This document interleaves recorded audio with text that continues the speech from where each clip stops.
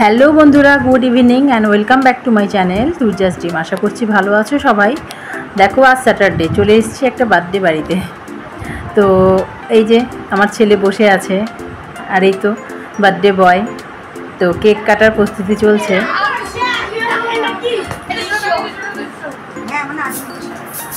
বাড়িটা বেশি দূরে না, আমাদের সামনেই বাড়ি।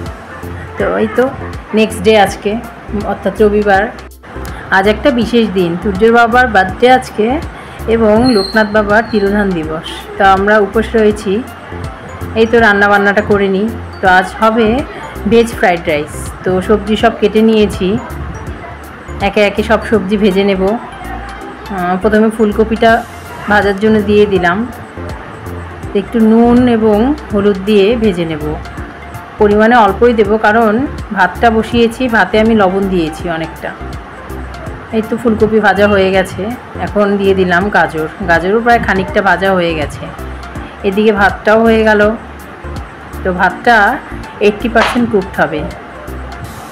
এই তো সব সবজি, ক্যাপসিকাম, গাজর, ফুলকপি সব হয়ে গেছে ভাজা। এবার পনিরটা ভেজে নিই।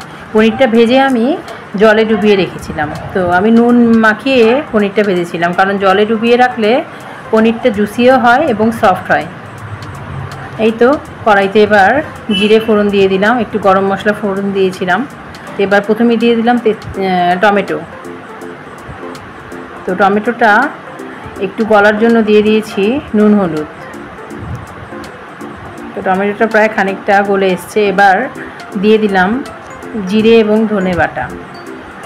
মশলাটাকে এবার ভালোভাবে কষিয়ে নেব।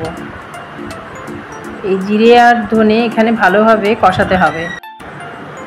জিরে এবং ধনেটা ভালোভাবে কষানো হয়ে গেছে। এই যে মশলা থেকে তেল ছেড়ে এসছে। এবার দিয়ে দিব এর পরের মশলা। পেঁয়াজ রসুন ছাড়া এই রান্নাটা আজ করছি, কিন্তু পেঁয়াজ রসুন দিলেও ভালো লাগে। যাদের পছন্দ না তারা দিও না, কিন্তু পেঁয়াজ রসুন ছাড়াই রেসিপিটা আজকে খুব ভালো লাগলো খেতে। দিয়ে দিলাম কাজু, আলমন্ড, চারমগজ এবং পোস্ত। এই চারটা একত্রে মিশিয়ে বেটে নিয়েছিলাম আমি। কাঁচা লঙ্কা দিয়ে দিলাম আমি একটু। তো এবার মশলাটা খুব ভালোভাবে কষিয়ে নেব, পোস্তর কাঁচা গন্ধটা চলে না যাওয়া পর্যন্ত। তো দেখো মশলাটা অনেকটা কষে এসছে, ওপর থেকে তেলও ছেড়ে দিয়েছে। তো এবার আমি ধীরে ধীরে ভাজা সবজিগুলো অ্যাড করব। প্রথমে দিয়ে দিলাম ক্যাপসিকাম। এবার দিয়ে দিব বাকি সবজিগুলো, সব গাজর এবং ফুলকপি। সমস্ত সবজি দিয়ে মশলার সাথে আরও কিছুক্ষণ কষতে থাকব।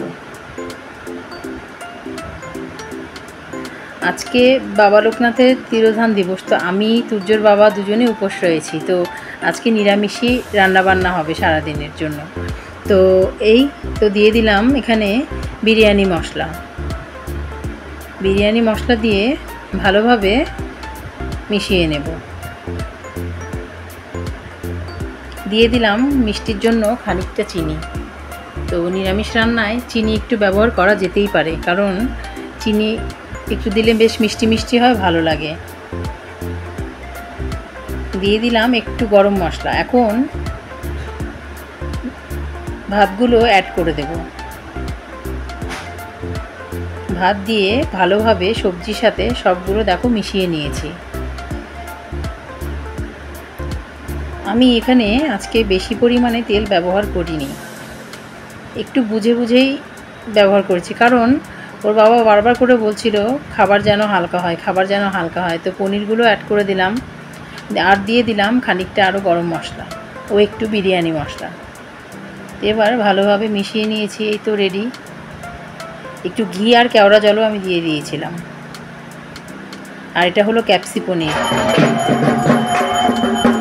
এই যে বাবা লোকনাথের পুজো চলে গেলাম, তারপর অঞ্জলি দিতে।